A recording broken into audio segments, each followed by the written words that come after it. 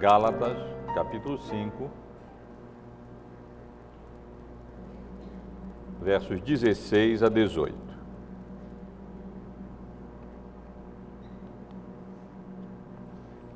Digo, porém, andai no Espírito e jamais satisfareis a concupiscência da carne. Porque a carne milita contra o Espírito e o Espírito contra a carne, porque são opostos entre si, para que não façais o que porventura seja do vosso querer. Mas se sois guiados pelo Espírito, não estáis sob a lei. Vou reler os versos, irmãos, são apenas 3 versículos. Digo, porém, andai no Espírito e jamais satisfareis a concupiscência da carne, porque a carne milita contra o Espírito e o Espírito contra a carne, porque são opostos entre si, para que não façais o que porventura seja do vosso querer. Mas se sois guiados pelo Espírito, não estáis sob a lei. Meus irmãos, no domingo passado, quando estivemos considerando os versículos anteriores aos versos que eu acabei de ler, versos 13 a 15, porque vós, irmãos, fostes chamados à liberdade, porém não useis da liberdade para dar ocasião à carne, eu iniciei a exposição desses versículos, chamando a atenção dos irmãos e irmãs para aquilo que podemos chamar de crise moral ou ética, praticamente sem precedente, que caracteriza o nosso país. Como a própria palavra de Deus nos adverte, os tempos, à medida que os tempos passam, as coisas não melhoram, mas elas tendem, na realidade, a piorar. O coração do homem é corrompido, é depravado. E, infelizmente, nós vemos os problemas morais graves que o nosso país enfrenta, cada vez mais sérios, não apenas no mundo, de um modo geral, fora da igreja, mas, infelizmente, nós vemos os problemas morais acontecendo na igreja também. Como eu ressaltei para os irmãos, é triste nós tomarmos conhecimento de que a proporção de políticos, deputados federais, envolvidos com os problemas que têm sido denunciados, é maior a proporção de evangélicos envolvidos com esses problemas do que da proporção de pessoas não evangélicas. Isso não significa que seja assim em todas as áreas, ou que isso represente o que na realidade acontece em cada igreja, em cada denominação, ou mesmo no evangelicalismo brasileiro como um todo. Mas o fato é que, à medida em que o evangelicalismo cresce e aparece no nosso país, aparecem também as suas mazelas, aparecem também os seus pecados, as suas corrupções. E, na realidade, meus irmãos e irmãs, essa é uma luta que todos nós, como crentes, temos que travar. O apóstolo Paulo trata nesses versículos exatamente dessa luta que se trava, é real, é verdadeira, no coração, na vida de cada crente em Cristo Jesus. Eu não posso avaliar nem se muitos desses que supostamente representam evangélicos na política sequer são convertidos. A julgar pelas atitudes, desconfio até da conversão de muitos. Mas a realidade é que nós, mesmo como crentes em Cristo, enfrentamos uma batalha muito grande no nosso íntimo, no que diz respeito à nossa santificação, em desejarmos fazer a vontade de Deus, e o reconhecimento da dificuldade que todos nós enfrentamos em realizar a vontade de Deus na nossa vida. Há um versículo bíblico, 2 versículos bíblicos preciosos na carta que o apóstolo Paulo escreveu aos Filipenses, no capítulo 2, são versos bem conhecidos dos irmãos, que sintetizam a soberania de Deus e a responsabilidade humana no desenvolvimento da nossa salvação. Nós lemos no capítulo 2 da carta aos Filipenses, nos versículos 12 e 13, o apóstolo Paulo escrevendo e dizendo: assim, pois, amados meus, como sempre obedecestes, não só na minha presença, porém muito mais agora na minha ausência, desenvolvei a vossa salvação com temor e tremor, porque Deus é quem efetua em vós tanto o querer como o realizar segundo a sua boa vontade. Deus é quem efetua em vós tanto o querer como o realizar segundo a sua boa vontade. E aqui nós vemos como, ao mesmo tempo em que o apóstolo Paulo escreve à igreja de Filipos, exortando aqueles irmãos a, no uso da responsabilidade humana deles, se empenharem no sentido de desenvolver a salvação, crescerem na graça do conhecimento e em santidade, isso com temor e tremor, ele anima e encoraja aqueles irmãos, dizendo que na realidade é Deus quem efetua em nós tanto o querer como o realizar segundo a sua boa vontade. E aqui nós vemos como essas duas coisas na Bíblia sempre andam juntas. A soberania de Deus, a obra de Deus, no que diz respeito à nossa salvação e santificação, e a nossa parte. Nós não somos passivos nessa obra. Na Bíblia, a salvação jamais é tributada a nós. A condenação, a culpa, sim, é tributada a nós. Os méritos da justificação, da salvação, são sempre de Cristo. É Ele quem veio a esse mundo e morreu em nosso lugar na cruz do Calvário, e é o Espírito Santo de Deus quem opera eficazmente em nós, tanto a salvação como a santificação. Mas isso não significa que nós não tenhamos nenhuma responsabilidade ou que nós não devamos responder positivamente ao Evangelho, nos empenhando em buscar a Deus no arrependimento e em aplicar a vontade de Deus à nossa vida. Nós temos considerado essa carta já há vários domingos, na realidade há vários meses, e os irmãos estão já bem afeiçoados ao conteúdo geral da carta. Os irmãos sabem que essa é conhecida como a Carta da Liberdade Cristã. Aqui o apóstolo Paulo especialmente trata desse assunto. Ele está enfrentando um problema real que estava ocorrendo nas igrejas da Galácia.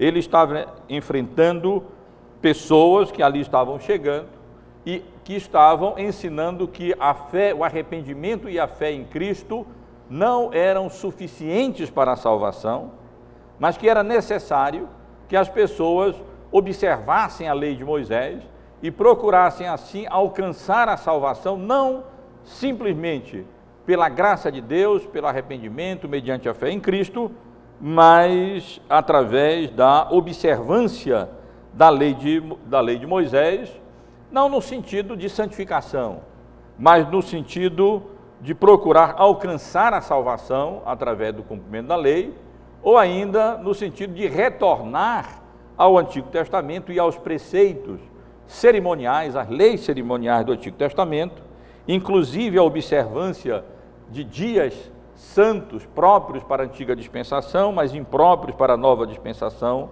do Evangelho. E os irmãos sabem que a carta naturalmente se divide em 3 partes. Os 2 primeiros capítulos, o apóstolo, podemos sintetizar o conteúdo desses 2 primeiros capítulos como sendo Paulo, o apóstolo da liberdade. Os 2 capítulos seguintes, capítulos 3 e 4, nós encontramos a doutrina da liberdade, ou a teologia da liberdade, onde o apóstolo Paulo argumenta teologicamente, doutrinariamente, em favor da liberdade que temos em Cristo Jesus, liberdade do domínio da lei, não estamos mais debaixo da lei, e não estamos mais debaixo da lei cerimonial, e na realidade nunca estivemos debaixo da lei como instrumento para a nossa salvação. E na terceira sessão, que nós estamos considerando agora, e que começa basicamente com o primeiro versículo do capítulo 5, e inclui os capítulos 5 e 6, o apóstolo Paulo aplica com mais propriedade àqueles irmãos, de maneira prática, esses ensinos, e aqui, portanto, nós temos aquilo que poderíamos chamar de a ética da liberdade. O apóstolo da liberdade, a teologia da liberdade e a ética da liberdade. E essa é exatamente a questão e o assunto que nós estamos considerando com os irmãos já há algumas semanas. O apóstolo Paulo começa o capítulo 5, e eu passei aqui, penso que umas 3 semanas considerando o assunto, abordando e aplicando de maneira prática essa questão, enfrentando e ressaltando especialmente a liberdade preciosa que nós temos em Cristo Jesus. O versículo 1 do capítulo 5, ele resume bem essa aplicação prática. Para a liberdade foi que Cristo nos libertou, permanecei, pois, firmes e não vos submetais de novo a julgo de escravidão. Esse era o real e principal perigo que os crentes da Galácia estavam enfrentando. O perigo de perderem de vista a excelência e a natureza da liberdade que nós desfrutamos em Cristo Jesus, pela misericórdia e graça dele, nessa nova dispensação do Evangelho, redimidos que fomos pela graça de Deus, através da obra redentora de Cristo e da aplicação dessa obra ao nosso coração, pelo Espírito Santo de Deus.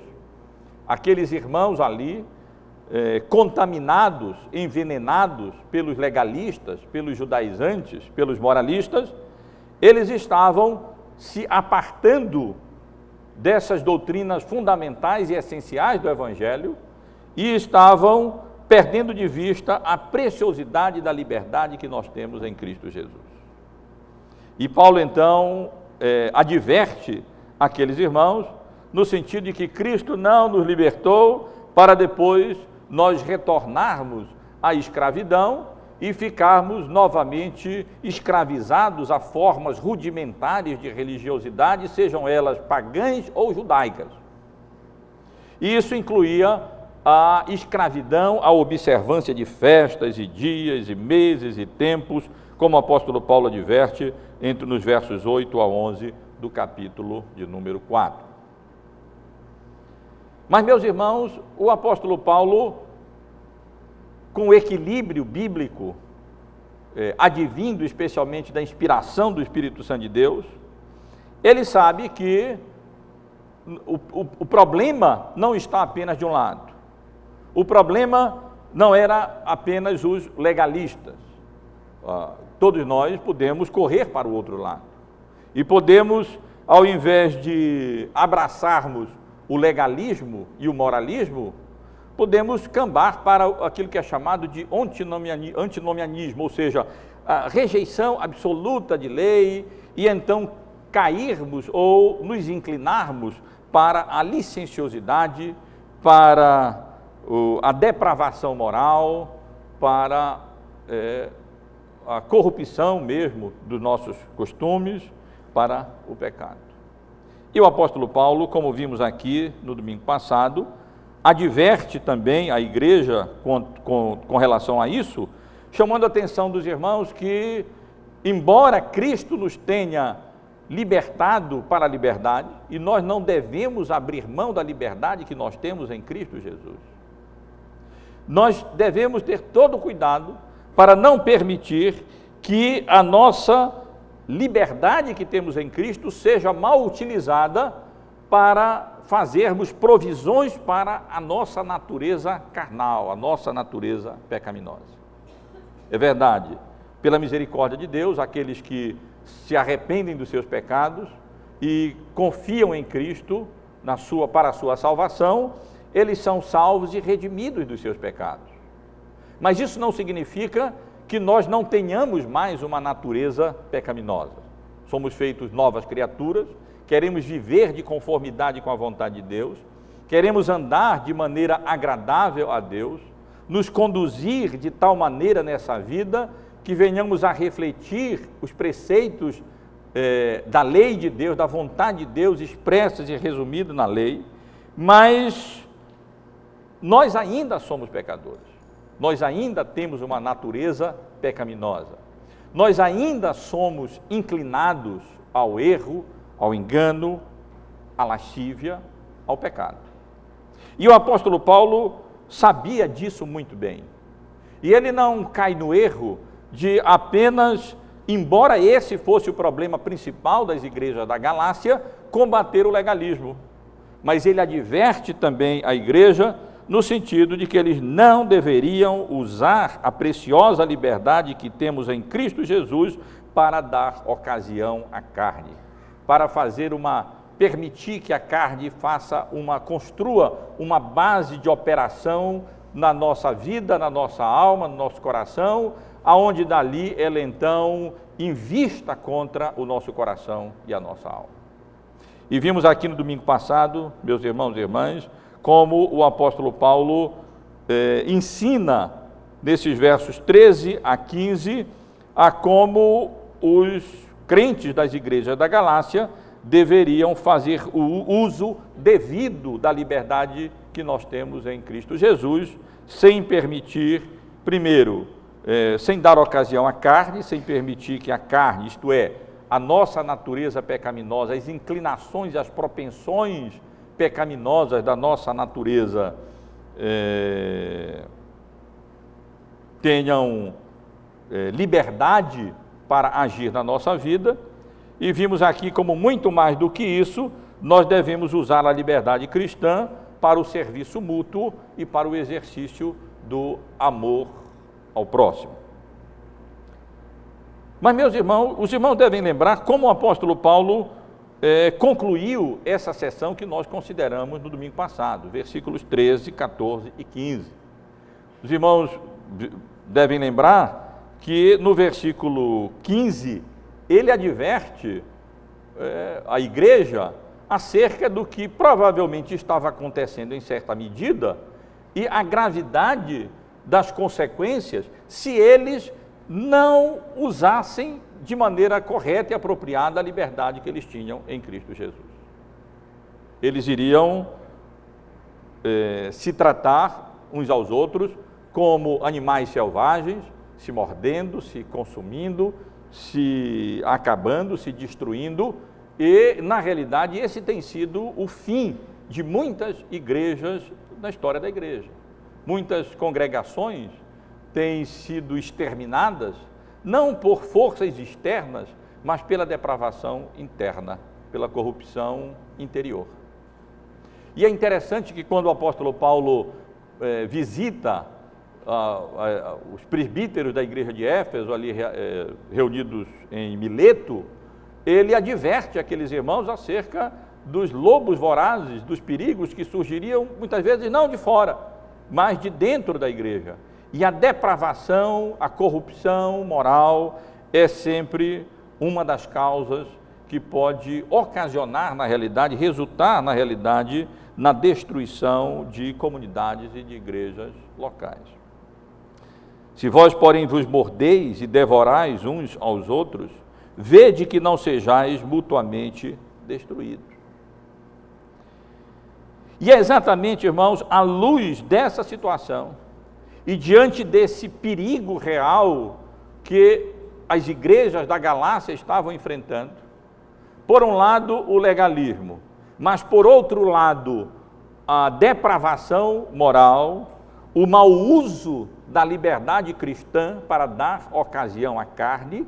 Boa parte dos membros daquelas igrejas eram oriundos do paganismo, eles vinham e traziam consigo costumes morais, práticas morais depravadas, terríveis, e contra elas eles certamente tinham que lutar. É que o apóstolo Paulo escreve, e agora, depois de ter ensinado a igreja a fazer o uso apropriado da liberdade cristã, ele agora fornece um antídoto contra o pecado. Nesses versículos que eu li, o apóstolo está exatamente prescrevendo qual é a profilaxia correta contra o pecado, ou qual é o antídoto correto contra o pecado. Ou, na realidade, qual é o único antídoto que realmente funciona contra a pecaminosidade, contra a depravação moral. E vale a pena, meus irmãos, nós observarmos esses versículos que eu acabei de ler. Na realidade, eu poderia ter lido desde o verso 11 até o versículo 26. Aqui nós temos uma seção inteira. No entanto, depois o apóstolo Paulo vai ser mais específico e vai fazer distinção entre as obras da carne e os frutos do Espírito. E eu dificilmente, em apenas uma noite, nós poderíamos refletir de maneira suficiente sobre todas essas obras da carne, aquilo que marca a nossa tendência natural pecaminosa, não submissa à vontade de Deus, e os frutos do Espírito Santo que ele produz no coração do seu povo. Portanto, eu hoje quero me deter apenas nos versículos 16 até o versículo 18, aonde o apóstolo Paulo menciona o único antídoto contra a carne, o único antídoto contra o pecado. Provavelmente, os judaizantes estavam ensinando nas igrejas da Galácia que o antídoto contra o pecado era a lei. Isso parece tão razoável, né? Nós pensamos assim, bom, a lei de Deus, que revela e que expressa a vontade de Deus, é o único antídoto contra o pecado, ou o antídoto eficaz e eficiente contra o pecado, ou contra a carne. Mas, meus irmãos, aqui o apóstolo Paulo vai argumentar que na realidade não. Não é a lei o verdadeiro e eficaz antídoto ou remédio contra o pecado, mas o Espírito Santo de Deus é o verdadeiro antídoto contra o pecado. E aqui nós vemos uma característica distintiva da fé cristã para as outras religiões e moralismo. As religiões, de um modo geral, elas ditam normas, elas prescrevem preceitos. O moralismo faz a mesma coisa, mas não nos habilita, não nos capacita a realizar e a cumprir e a observar esses preceitos. E o problema é que nós temos uma natureza pecaminosa, inclinada para o mal e para o pecado. E não basta apenas nós termos um código de princípios a serem cumpridos. Por nós mesmos, nós não temos a capacidade de cumpri-los. Nós não temos o poder para observá-los. Vamos comentar um pouco mais, irmãos, esses versículos. São poucos, mas eu quero chamar a atenção dos irmãos, considerando esses versos, em primeiro lugar, para a ordem que o apóstolo Paulo nos dá aqui, o remédio que ele nos dá na primeira parte do versículo 16. Para que não aconteça aquilo que ele mencionou no versículo 15, ou para que não continuasse acontecendo aquilo que provavelmente estava, de alguma maneira, já acontecendo lá, e eles não continuassem a se morder uns aos outros, figuradamente falando, e a se devorarem mutuamente, e a se destruírem mutuamente, o remédio estava em eles andarem no Espírito. E quando o apóstolo Paulo diz, andai no Espírito, digo, porém, andai no Espírito, o apóstolo Paulo está dizendo que eles deveriam, em outras palavras, deixarem-se conduzir pelo Espírito Santo de Deus que habitava no coração deles. Se eles, crentes sinceros fossem, se eles fossem crentes verdadeiros, evidentemente a marca principal é que o Espírito Santo de Deus habitava no coração deles. Não tem um crente verdadeiro em que o Espírito Santo de Deus não habite no seu coração. E então, o que realmente eles precisariam fazer era andar ou permitir, dentro da responsabilidade humana deles, que o Espírito Santo de Deus conduzisse a vida deles de acordo com a vontade de Deus, aplicando a vida deles sempre a vontade de Deus expressa na sua palavra. É interessante a gente observar na língua, no texto original, mas também na nossa tradução, que aqui nós temos um verbo no imperativo no tempo presente, especialmente lá no original, andai no Espírito. E a ideia expressa aqui é que é uma ordem, o apóstolo Paulo está aqui ordenando que eles assim fizessem, e a ideia expressa pelo presente na língua original é a ideia de uma ação contínua, de uma ação continuada. E podemos traduzir na realidade aqui, continuai andando no Espírito, o que seria difícil traduzir assim, tendo em vista as dificuldades presentes na igreja, que ele está aqui combatendo, ou ainda que o apóstolo Paulo está exortando a igreja no sentido de que o remédio contra o uso indevido da liberdade cristã, o remédio contra a carne é, na realidade, com a graça de Deus, nos empenharmos e nos esforçarmos dentro da responsabilidade que nós temos no sentido de permitir que o Espírito Santo de Deus, que habita no nosso coração, ele dirija a nossa vida e conduza a nossa vida de conformidade com a vontade de Deus expressa na sua palavra. Essa é a grande diferença. O mundo não nos dá nada, mas nós temos, Cristo nos dá o seu Espírito, que habita no nosso coração. As outras religiões, legalistas ou moralistas, elas apenas exigem de nós uma determinada conduta e comportamento. Mas Cristo nos dá o seu Espírito Santo operando no nosso coração e produzindo em nós tanto querer como o realizar. Mas isso, meus irmãos e irmãs, nunca diminui a nossa responsabilidade. E embora seja Deus, através do Espírito Santo, que opera em nós o querer fazer a vontade de Deus e o realizar a vontade de Deus, ainda assim nós somos exortados a desenvolver a nossa salvação com temor e com tremor, a nos empenharmos, a nos esforçarmos com a graça de Deus, a não permitir que a carne estabeleça essa base de operação, como eu comentei aqui no domingo passado, na nossa alma, e a nos empenharmos de todo o nosso coração, a andarmos de acordo com a ação do Espírito Santo, a operação do Espírito Santo no nosso coração, na nossa vida, quando ele nos orienta e ele nos encaminha e ele nos dirige no que diz respeito à nossa santificação. Andai no Espírito, essa é a ordem, esse é o remédio. Mais do que isso, ainda no versículo 16, nós encontramos uma promessa. O restante do verso 16 não deve ser entendido como sendo uma continuação de uma admoestação, mas deve ser entendido como sendo uma promessa, isto é, o apóstolo Paulo primeiro ordena, ele prescreve o remédio, como um médico que prescreve o remédio e diz, olha, tome esse remédio, faça assim, ou faça esses exercícios, e então vai acontecer isso. Essa é a promessa. Esse é o resultado do tratamento prescrito. E é isso que nós encontramos na segunda parte do versículo 16. Digo, porém, andai no Espírito. E sabe o que acontecerá?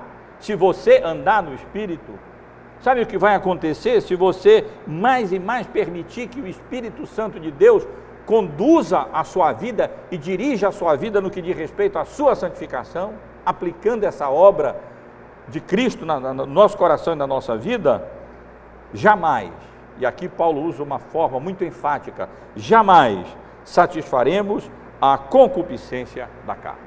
Quando o apóstolo Paulo fala aqui de concupiscência da carne, ele está falando dessas paixões carnais, dessas inclinações da carne, e aqui ele está prometendo que esse antídoto é eficaz, e na medida em que nós andarmos no Espírito, nós jamais estaremos cedendo às concupiscências da carne. Evidentemente que nós, como crentes, ainda com a natureza pecaminosa, não andamos sempre no Espírito. Nem sempre nós estamos levando o nosso pensamento cativo a Cristo, obedecendo ao Espírito Santo de Deus e andando conforme o Espírito Santo de Deus gostaríamos que nós andássemos. E aí nós pecamos. Mas se nós conseguíssemos andar o tempo todo debaixo da orientação, da direção do Espírito Santo de Deus, da influência do Espírito Santo de Deus na nossa vida, essas coisas são absolutamente incompatíveis. O andar no Espírito e a concupiscência da carne, a satisfação da concupiscência da carne. Quando nós satisfazemos a concupiscência da carne, é porque na realidade nós não estamos andando no Espírito. Porque se estivéssemos andando no Espírito, nós não satisfaríamos os desejos carnais, as concupiscências que nós encontramos na nossa alma, no nosso coração, e das quais nós só estaremos completamente livres quando o Senhor Jesus voltar e nós tivermos nosso corpo redimido completamente em glória. Então aqui nós temos essa promessa, a direção do Espírito, o andar no Espírito é incompatível com a concupiscência da carne. E na medida em que aqueles crentes da Galácia observassem o remédio prescrito pelo apóstolo Paulo, aí sim, eles estariam capacitados, estariam qualificados para não incorrerem em pecados que eles estavam porventura incorrendo ali, e eles não estariam se mordendo uns aos outros e se devorando mutuamente, como ele adverte no versículo de número 15. Então, esse é o assunto que o apóstolo Paulo vai tratando aqui. O que ele está nos apresentando é o único antídoto contra o pecado. E o antídoto contra o pecado não é a lei, porque a lei, embora reflita a vontade de Deus, ela não pode nos dar a capacidade de observá-la. E, portanto, ela não pode, por si só, nos fazer melhor. Pelo contrário, nós vamos, se ficarmos só com a lei, sem o Espírito, nós vamos ser inclinados a pecar mais, porque nós vamos ter a nossa concupiscência até estimulada no sentido de pecarmos cada vez mais. Mas a resposta está no Espírito Santo de Deus, na submissão à vontade de Deus, à operação do Espírito Santo de Deus que habita no coração do crente, e se assim fizermos, temos a promessa acerca da eficácia desse antídoto contra a nossa inclinação pecaminosa, contra as paixões carnais que fazem guerra, que militam contra a nossa alma. Mas o apóstolo Paulo continua, meus irmãos, e nesses versículos nós encontramos não apenas a ordem no início do verso 17, o remédio, não apenas a promessa no final da segunda parte do versículo 16, mas a razão que o apóstolo Paulo apresenta no sentido de que aqueles irmãos se empenhassem em andar no Espírito, isto é, em se deixarem conduzir continuamente pelo Espírito Santo de Deus, que, se crentes fossem, habitava no coração deles. E no versículo 17, o apóstolo Paulo chama atenção para esse conflito que é a realidade de todo crente enquanto nós nos encontramos nesta vida. Digo, porém, andai no Espírito e jamais satisfareis a concupiscência da carne. Por quê?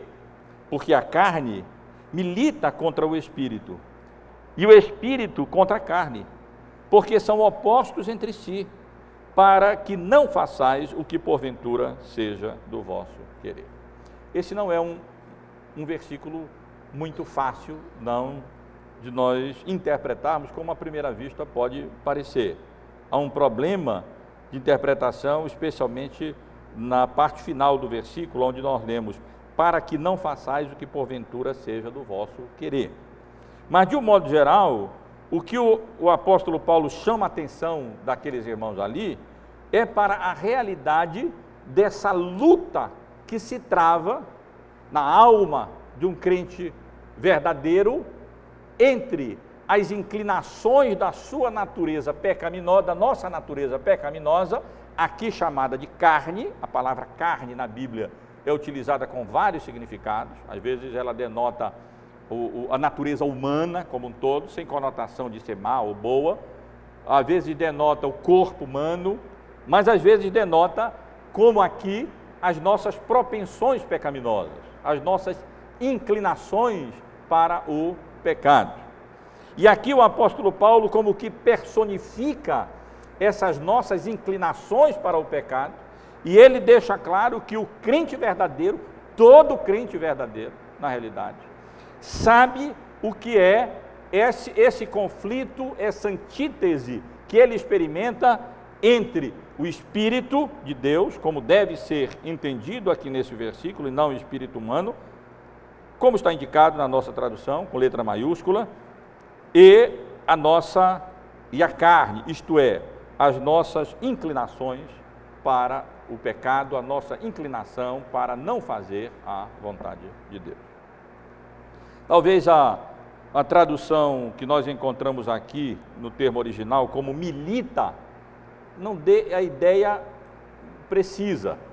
Na realidade, o verbo aqui traduzido como milita, para descrever essa ação da carne contra o espírito, com relação ao espírito, e essa ação do espírito contra a carne, no original, proveniente da mesma palavra, traduzida no versículo 16 como concupiscência. Só que nós não temos no português, na língua portuguesa, um verbo para concupiscência, não é? Nós temos, por exemplo, o substantivo conforto e o verbo confortar. Nós temos o substantivo pecado e o verbo pecar. Mas nós temos o substantivo concupiscência, mas nós não temos o verbo concupiscar, ou sei lá como é que nós poderíamos fazer. Isso não existe na língua portuguesa. Mas se fôssemos traduzir, essa é a ideia que nós temos aqui, porque é exatamente mesmo tipo de palavra na língua original que nós temos no versículo 16, é o tipo de palavra que nós temos aqui no versículo 17, só que em forma de verbo. Então, na realidade, o que o apóstolo Paulo está dizendo aqui é, quando ele explica aqueles irmãos dizendo, andai no Espírito, exortando, andai no Espírito, prescrevendo o único remédio, o único antídoto contra o pecado, e jamais satisfareis esses desejos carnais fortes, essas paixões carnais, essas concupiscências da carne. Ele explica dizendo, porque a carne, não tem o verbo, né? Concupiscência não existe, contra o Espírito, no sentido negativo, quer dizer, a carne lança as suas paixões contra o Espírito, a carne quer viver com os seus desejos fortes, que são contrários ao Espírito, e o Espírito também, ele tem os seus desejos fortes, aqui positivo, porque concupiscência no original não é utilizado apenas no sentido negativo, mas no sentido positivo também, no sentido de forte desejo, forte inclinação, forte paixão, pode ser negativa ou positiva, e o Espírito Santo também, ele tem as fortes inclinações dele, que na realidade são contrárias às inclinações fortes, às paixões da nossa carne. As paixões operadas pela carne, elas são contrárias às paixões operadas pelo Espírito. A carne opera paixões pecaminosas, o Espírito opera boas paixões positivas, no sentido de obedecermos a Deus, fazermos a vontade de Deus, ou à luz do contexto anterior, de não dar ocasião à carne, de serviço mútuo e de amor ao próximo, e especialmente de amor a Deus. Mas essa é a realidade da vida cristã. Essa não é a realidade do incrédulo. Essa luta não se trava no coração do incrédulo. Quem ainda não foi alcançado pela graça e misericórdia de Deus, quem não teve ainda, não foi objeto do lavar regenerador do Espírito Santo, quem não foi nova criatura, não sabe daquilo que o apóstolo Paulo está falando aqui. Porque não experimenta esse conflito, essa antítese da nossa natureza carnal militando contra o Espírito e o Espírito militando contra a carne, contra a nossa natureza carnal. Por quê? Simplesmente porque eles não têm o Espírito para militar contra a carne. Eles só têm a carne. Nós podemos dizer, bom, mas mesmo a pessoa incrédula, mesmo a pessoa não convertida, mesmo a pessoa que não tem o Espírito Santo de Deus habitando no seu coração, ele sente remorso, ele se arrepende de atos que faz, sim, ele luta não contra o Espírito, ele luta contra as consequências de algum ato que porventura tenha feito e acaba trazendo consequências negativas para si ou para si próprio, mas não conhece a natureza dessa antítese de paixões que habita no coração do crente. A paixão carnal, que nos inclina para o pecado e para dar ocasião à carne. E a paixão do Espírito, as inclinações do Espírito, no sentido de sermos crentes, de sermos fiéis, de amarmos a Deus, que podemos sintetizar numa palavra, santificação. Essa paixão do Espírito no sentido de nos conduzir a amar a Deus, amar a vontade de Deus, nos submeter à sua vontade, nos empenhar de todo o nosso coração, de toda a nossa alma, a levar a nossa vida cativa à vontade de Deus e a andar no Espírito Santo, no Espírito, e a permitirmos que o Espírito Santo dirija a nossa conduta, e oriente a nossa vida e conduza o nosso viver de maneira santa e agradável a Deus aqui nesse mundo. Então, irmãos, essa é a razão pela qual o apóstolo Paulo prescreve esse remédio: andem no Espírito, porque há outra possibilidade, andar na carne. E o andar na carne só vai trazer as consequências que ele acabou de mencionar. Vocês vão se morder uns aos outros, vocês vão se devorar mutuamente e se destruir mutuamente, porque esse era o problema principal que estava acontecendo ali nas igrejas da Galácia. Mas andai no Espírito, esse é o remédio. E vem a promessa: e jamais satisfareis a concupiscência da carne, porque aonde o Espírito Santo está conduzindo, naquele momento não há lugar para a concupiscência da carne, para a realização da concupiscência da carne. E ele então explica essa antítese, esse conflito de paixões que existe na vida do crente verdadeiro. Isto é, ele foi já regenerado, ele é nova criatura, ele foi feito novo homem, mas ele ainda tem um velho homem habitando dentro de si, que resiste em morrer, que insiste em continuar pecando. E o apóstolo Paulo conhecia muito bem, meus irmãos, a natureza desse conflito. É verdade que, se os irmãos quiserem compreender melhor a natureza desse conflito, terão que ler a carta aos Romanos, especialmente os capítulos 6, depois o capítulo 7, capítulo 8. Nesses capítulos, o apóstolo Paulo aplica também a doutrina da salvação pela graça de Deus, mediante a fé em Cristo Jesus, no que diz respeito à nossa santificação. No capítulo 6 da carta aos Romanos, ele ordena a igreja: considerai-vos mortos para o pecado, mas vivos para Deus em Cristo Jesus. Não reine, portanto, o pecado em vosso corpo mortal, de maneira que obedeçais às suas paixões. Nem ofereçais cada um os membros do seu corpo ao pecado como instrumentos da iniquidade, mas oferecei-vos a Deus como ressurretos dentre os mortos, e os vossos membros a Deus como instrumentos de justiça. No capítulo 7, que os irmãos certamente conhecem bem, lembram do próprio apóstolo Paulo exclamando a luta que ele travava em consequência, como consequência dessas paixões antitéticas entre o espírito e a carne.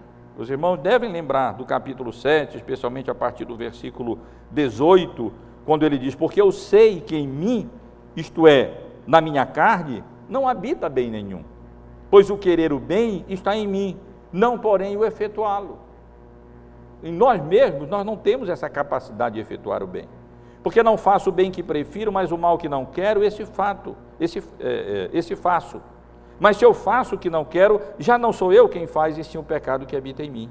Então, ao querer fazer o bem, encontro a lei de que o mal reside em mim.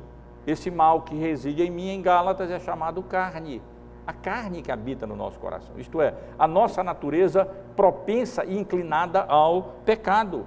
O apóstolo Paulo diz: olha, quando eu quero fazer o bem, quero viver agradável a Deus, isso era o desejo supremo do apóstolo Paulo, ele encontrava essa realidade: eu quero viver integralmente a vontade de Deus, e no entanto, eu encontro em mim, na minha natureza humana, ainda essa inclinação para o pecado. Então, ao querer fazer o bem, encontro a lei de que o mal reside em mim. Porque no tocante ao homem interior, tenho prazer na lei de Deus, mas vejo nos meus membros outra lei, que guerreando contra a lei da minha mente, me faz prisioneiro da lei do pecado que está nos meus membros. Isto é, essa é a base da exortação do apóstolo Paulo e do remédio do apóstolo Paulo. Ele prescreve esse remédio porque ele reconhece essa enfermidade. Ele prescreve o remédio, andai no Espírito, porque ele reconhece que mesmo nós como crentes, podemos, se não nos empenharmos no sentido de permitir que o Espírito Santo conduza a nossa vida, a carne vai crescendo. E então nós vamos dando lugar a ela, e ela vai se entrincheirando, e ela vai se tornando mais forte. E como dizia o Heide, ela é uma senhora terrível, e ela não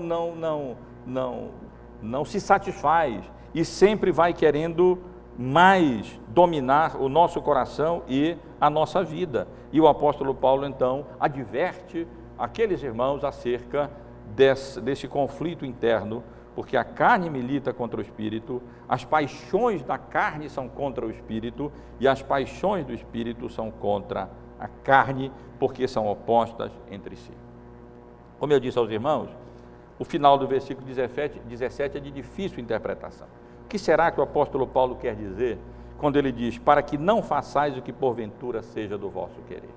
Será que ele está dizendo no sentido de que nós queremos fazer o bem, mas a carne milita para nós não fazermos aquilo que nós queremos fazer de bem?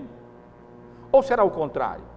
Será que ele quer dizer: a nossa natureza carnal quer fazer o mal, mas o Espírito milita em nós para nós não fazermos o mal, que é o nosso querer, quando nós estamos querendo fazer o mal? Ou será que ele quer dizer duas coisas? De acordo com levando em consideração essa luta mútua de paixões que se encontra no nosso coração e na nossa alma. Será que ele está querendo dizer as duas coisas? Nós queremos fazer o bem e não conseguimos fazer o bem, para que não façais o que porventura seja do vosso querer. A carne milita contra nós para nós não fazermos o bem que nós queremos fazer. E ao mesmo tempo, o Espírito milita também no sentido de nós não fazermos o mal que nós, com a nossa natureza pecaminosa, inclinações carnais, queremos fazer. Meus irmãos, essa é uma pergunta de difícil resposta. Os estudiosos do Novo Testamento dificilmente chegam a uma conclusão definitiva. Se nós formos interpretar essa passagem à luz da passagem que eu acabei de ler em Romanos capítulo 7, então nós deveríamos entender esse para que não façais o que porventura seja do nosso querer, no sentido de que a carne é que milita contra o Espírito para não nos permitir fazer integralmente aquele querer santo que nós queremos fazer. Pelo menos é assim que o apóstolo Paulo clama: desventurado o homem que sou, porque aquilo que eu quero fazer, aquilo que o novo homem quer fazer, pelo Espírito Santo de Deus que habita no seu coração, ele diz: eu não consigo fazer, muitas vezes. Por que eu não consigo fazer? Por causa da carne que habita em mim, por causa do mal que habita no meu coração. Mas não é certo se nós devemos interpretar esse versículo aqui exatamente como nós temos lá em Romanos. Se assim for, então seria nesse sentido. Mas de uma maneira ou de outra faz sentido nós interpretarmos esse final do versículo 17. Finalmente, irmãos, no versículo 18, não sei também se nós teríamos aqui um encorajamento, eu explico, ou se nós temos aqui, como parece um pouco mais claro, evidências do nosso andar no Espírito, evidência de que nós estamos, como crentes em Cristo, andando de acordo com a condução, as inclinações do Espírito e não da carne. Quando o apóstolo Paulo acrescenta, mas se sois guiados pelo Espírito, não estáis sobre a carne. É verdade que não estáis sob a lei, e essa é uma distinção que a gente precisa fazer. É estranho, que o apóstolo Paulo vem fazendo antítese entre o Espírito e carne. Mas quando ele chega aqui no versículo 18, ele diz, mas se sois guiados pelo Espírito, ele não diz, não estáis sobre a carne, mas ele diz, não estáis sob a lei. E novamente é difícil nós entendermos por que o apóstolo Paulo diz aqui, não estáis sob a lei. Provavelmente o que ele quer dizer é que ele não perdeu de vista ainda o problema principal que estava acontecendo nas igrejas da Galácia. E o problema principal das igrejas da Galácia era exatamente a lei. E há um sentido em que a lei e a carne são equivalentes. Nenhuma das duas podem produzir a nossa santificação. A carne, óbvio que não pode produzir a nossa santificação. A carne, pelo contrário, se nós dermos ocasião à carne, se nós fizermos provisão para a carne, evidentemente que isso nos conduzirá ao pecado e isso acabará destruindo a nossa vida. Mas a lei também não pode promover a nossa santificação. A lei também não é um antídoto contra o pecado. E aí o apóstolo Paulo acrescenta, se sois guiados pelo Espírito, não estáis sob a lei. Se for uma evidência de que andamos no Espírito, como poderíamos compreender a partir de outras passagens bíblicas, como nós encontramos na carta aos Romanos, especialmente, os irmãos podem ver no capítulo 6 da carta aos Romanos,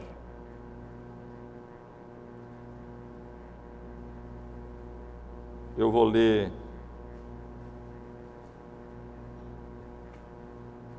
especialmente os versos 6, capítulo 8 da carta aos Romanos, eu vou ler o verso 14, é um verso muito semelhante, capítulo 8, verso 14 da carta aos Romanos, nós lemos, pois todos os que são guiados pelo Espírito de Deus são filhos de Deus. É algo muito semelhante àquilo que temos lá. Isto é, se nós somos guiados pelo Espírito Santo de Deus, guiado aqui não tem nada a ver com revelação prévia da vontade de Deus, mas sim com o Espírito Santo nos conduzindo no caminho da santidade, nos impulsionando no sentido de nos submetermos à vontade de Deus, nesse sentido. Aqui nós temos uma indicação de que nós somos filhos de Deus, isto é, pessoas que mostram na sua vida, que se submetem à direção e à condução do Espírito Santo de Deus no caminho da santidade da vontade de Deus, isso é uma indicação de que nós somos filhos de Deus, é uma indicação de que nós estamos andando no Espírito, é uma indicação que nós estamos procedendo de conformidade com a vontade de Deus. O contrário, evidentemente, que não acontece. No entanto, irmãos, se formos ler esse texto à luz do capítulo 6 da carta aos Romanos, também no versículo 14, aí nós poderíamos compreender esse último verso, o verso 18, como sendo um encorajamento. Lá no capítulo 6 da carta aos Romanos, o apóstolo Paulo vem lidando exatamente com o pecado. ele vem dizendo a partir do verso 1, que diremos, pois, já que temos essa liberdade, permaneceremos no pecado para que seja a graça mais abundante? Ele diz, de maneira nenhuma, nem pensar. Como viveremos ainda no pecado, nós os que para o pecado morremos? Ou porventura ignorais que todos os que fomos batizados em Cristo Jesus, fomos batizados na sua morte? Nem pensar, diz o apóstolo Paulo. E ele então vai tratando desse assunto. No versículo 11 ele diz, assim também vós considerai-vos mortos para o pecado, mas vivos para Deus em Cristo Jesus. No verso 18 ele admoesta, no verso 12, não reine portanto o pecado em vosso corpo mortal, de maneira que obedeçais às suas paixões. Verso 13, nem ofereçais cada um os membros do seu corpo ao pecado como instrumentos de iniquidade, mas oferecei-vos a Deus como ressurretos dentre os mortos, e os vossos membros a Deus como instrumentos de justiça. E no verso 14 ele acrescenta como encorajamento, porque o pecado não terá domínio sobre vós, pois não estáis debaixo da lei, e sim da graça. A grande questão é, devemos interpretar esse verso 18 do capítulo 5 da carta aos Gálatas, que estamos considerando, mas se sois guiados pelo Espírito, não estáis sob a lei, à luz de Romanos 6 ou de Romanos 8, versículo 14. Devemos entender isso como encorajamento ou como evidência? Também fica difícil responder. Mas de uma maneira ou de outra, irmãos, nós temos lições preciosas para nós nessa passagem como um todo.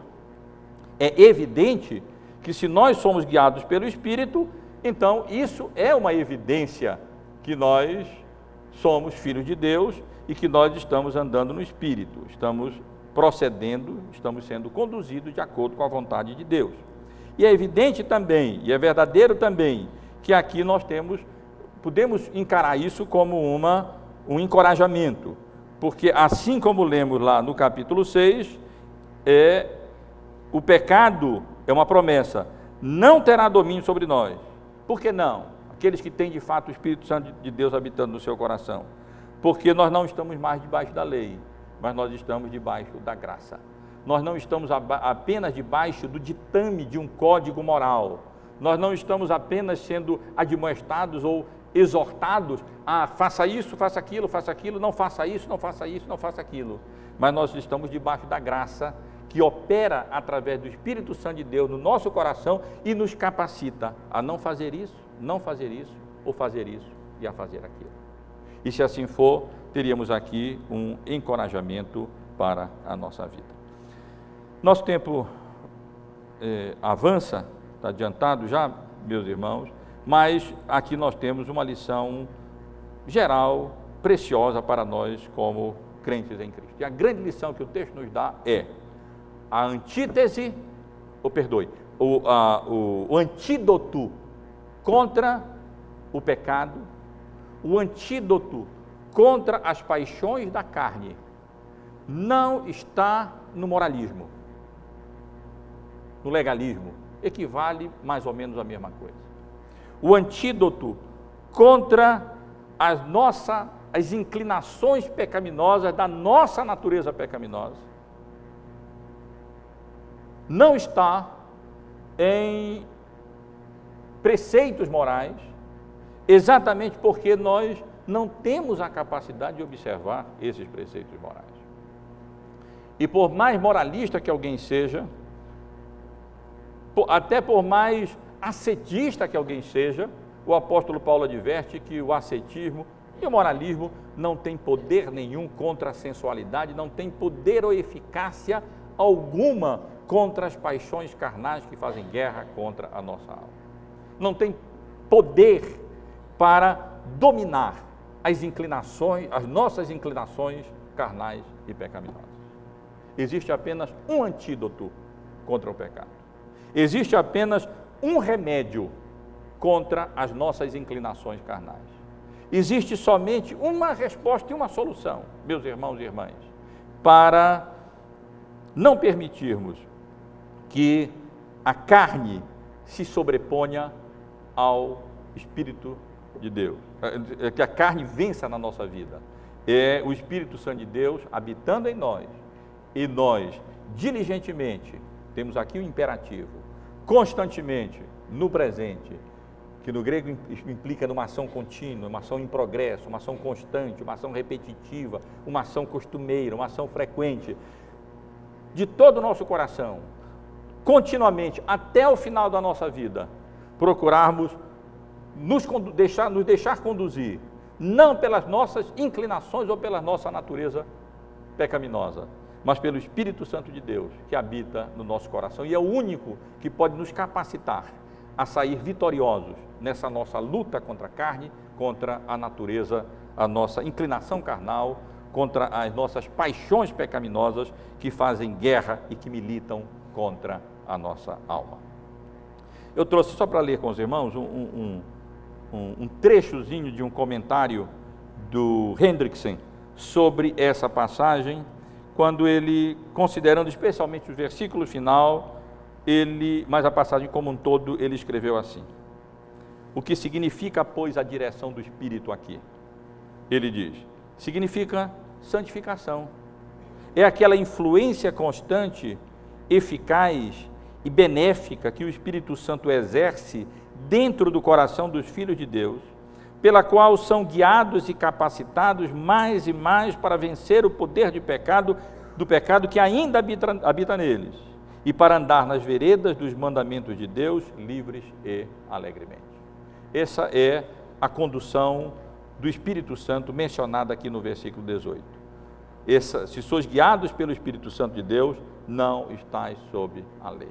O Espírito Santo tem esse poder, essa capacidade de nos dirigir, mas isso eu repito, irmãos, em nada diminui a nossa responsabilidade humana, em permitir que Ele atue, em permitir que Ele haja, em dar lugar para que Ele opere, e negativamente falando, em lutar para que a carne não faça uma trincheira no nosso coração e na nossa alma, e assim vinha minar a nossa alma e destruir a nossa vida. Que Deus nos abençoe, meus irmãos e irmãs, andai no Espírito e jamais satisfareis a concupiscência da carne.